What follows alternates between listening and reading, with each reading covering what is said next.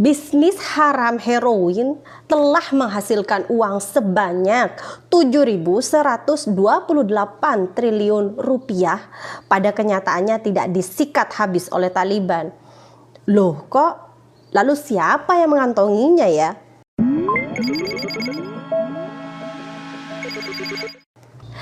Assalamualaikum, halo hai, terima kasih udah klik video ini. Semoga video ini bisa menjadi inspirasi, bisa menghibur, dan aku doakan semoga yang nonton video ini dalam keadaan semuanya sehat walafiat ya, amin ya rabbal alamin.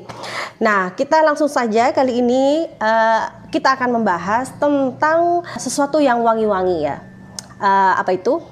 Ya, wangi bunga, ya, kemudian wangi juga uangnya, gitu ya. Nah, apa itu kira-kira? Ya, opium. Nah, semerbak wangi dan berseminya cuan bunga opium di Afghanistan. Kira-kira begitu ya. Agak puisi kali ini ya, agak puitis kali ini. So, bagi yang kalian suka hobi traveler, hati-hati kira-kira kalau pergi ke Afghanistan. Kali-kali pas waktu jalan-jalan ke sana main-main, nah lihat bunga, kebun bunga yang bagus, terus selfie deh sambil nyium bunganya. Nah pas cekrik ketika ditengok, lah udah geblak ya. Semerbak wangi dan berseminya bunga opium di Afghanistan. Kira-kira itu gambarannya ya kali ini pembahasan kita. Opium telah menjadi sebuah bagian dari kehidupan yang tidak bisa lepas dari rakyat Afghanistan, di mana barang tersebut merupakan aset dari perdagangan dan penyumbang kekayaan terbesar di negara Afghanistan, dengan nilai uang yang nggak tanggung-tanggung, yaitu sebesar 7.128 triliun rupiah. Nah, kalau kalian mau hitung, ya silahkan ambil kalkulator, mungkin error ya kalkulatornya. Dalam pandangan negara Amerika, narkotika itu merupakan pemasok keuangan terbesar setelah perdagangan senjata dan minyak. Nah, sekarang kita bayangkan, kita lihat negara Amerika. Amerika merupakan pengekspor senjata terbesar di dunia. Kemudian negara-negara Arab yang menjadi pemasok minyak di dunia juga. Nah, mereka itu kaya-kaya semua, makmur, sejahtera, bahagia. Level menengah ke atas gitu ya warganya lah. Kenapa sekarang kalau kita melihat negara Afghanistan kok beda? Bahkan Afghanistan sekarang berada di negara urutan ke-18 negara termiskin di dunia. Itu menurut IMF. Nah, lalu pertanyaan kita, karena kita bahas tentang narkotika ya, yang merupakan komoditas barang perdagangan dengan nilai terbesar ketiga.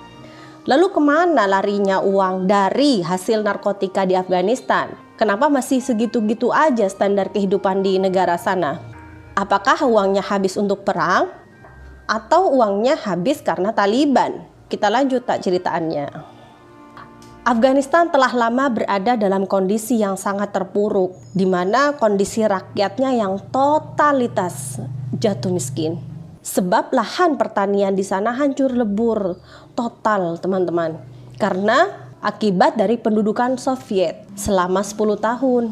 Alasan lain yang mendukung yaitu adanya cekikan pajak dari warlords. Ya, warlord itu bisa diartikan adalah kelompok penguasa yang menguasai Afghanistan, kelompok pribumi. Jadi yang menguasai Afghanistan setelah Soviet hengkang. Nah, kondisi ini menjadi sebuah dasar akhirnya yang membuat banyak petani Afghanistan itu kehilangan akal, udah gak punya pilihan. Gak ada pilihan lain selain menanam yang bisa ditanam dan menghasilkan uang dalam jumlah yang besar. Ya, pilihannya jatuhnya kepada opium. Lalu kenapa ke opium ya? Apakah gak takut ditangkap?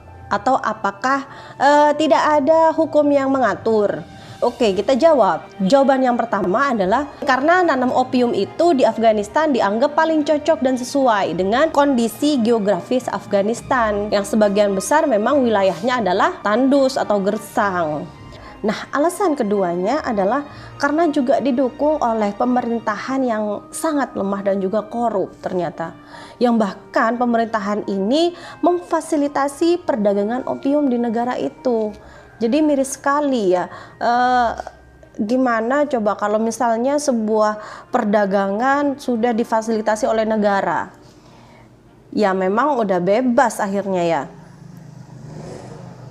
Hingga pada akhirnya kekompakan itu membuahkan hasil, yaitu menjadikan opium komoditas utama dari perdagangan dan industri agrikultur di Afghanistan. Jadi kalau di Afghanistan itu rakyatnya nanam opium udah kaya, di Indonesia rakyatnya nanam padi gitu ya kira-kira. Bebas-bebas aja, aman, santai. Lalu pertanyaannya adalah, kan Afghanistan ini mayoritas penduduknya adalah Muslim ya. Jadi Islamnya kayak gimana ya? Kok bisa bebas? Apa gak ada yang berani menyuarakan kebenaran di sana? Oke, kita bahas sekarang ya. Jadi sebenarnya perdagangan opium di Afghanistan itu sudah legal sejak lama. Tetapi kondisi itu akhirnya berubah, di mana saat Taliban itu naik berkuasa pada era tahun 1996.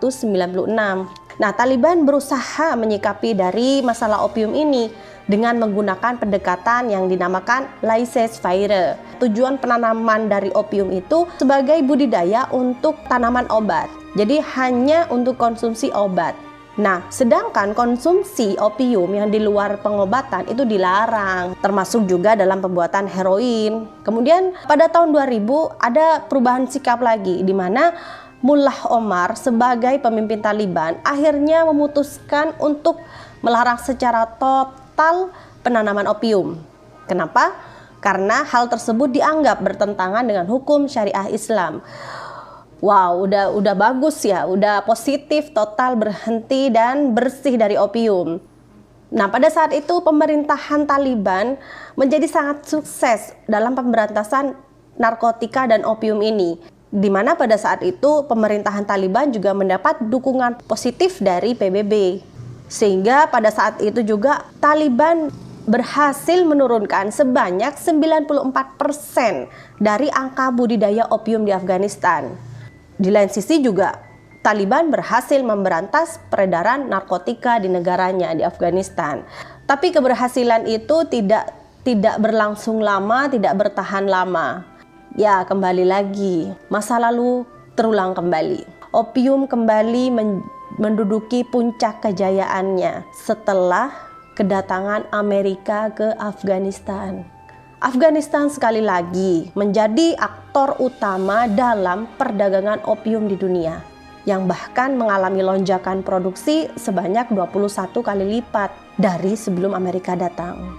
Hal ini menjadi level tertinggi dalam sejarah produksi opium di Afghanistan, di mana lonjakan ini meningkat pesat dan tajam setelah kedatangan Amerika. Jadi bisa dinilai kehadiran militer Amerika di Afghanistan ini bukannya memberantas produksi dan perdagangan narkotika, tapi malah sebaliknya, yaitu malah menjadikan perdagangan dan produksi opium ini kembali maju, meningkat pesat dan semakin berkembang. Ironi ya.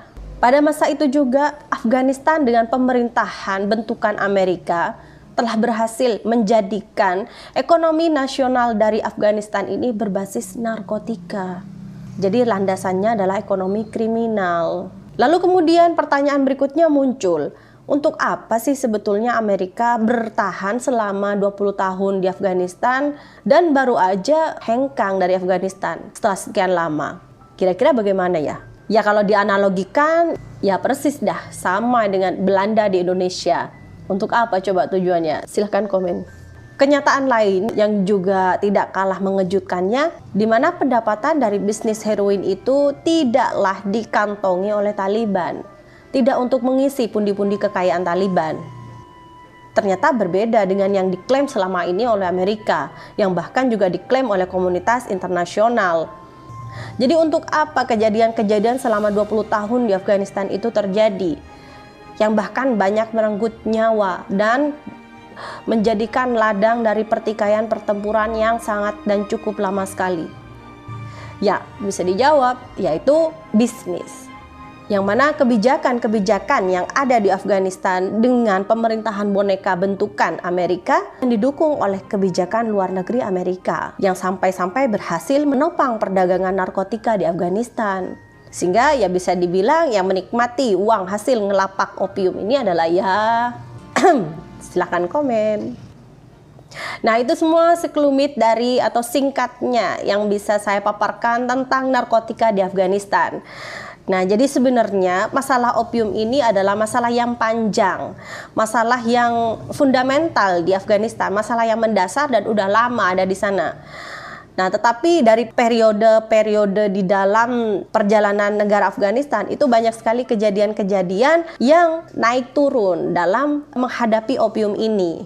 Jadi sebenarnya masalah opium di Afghanistan ini sudah dibelokkan, sudah benar-benar belok dan bias, sudah beda jalur. Jadi siapa pelakunya, siapa pula tersangkanya. Gak nyambung, Jack. Jadilah seperti pepatah, ada gula, ada semut.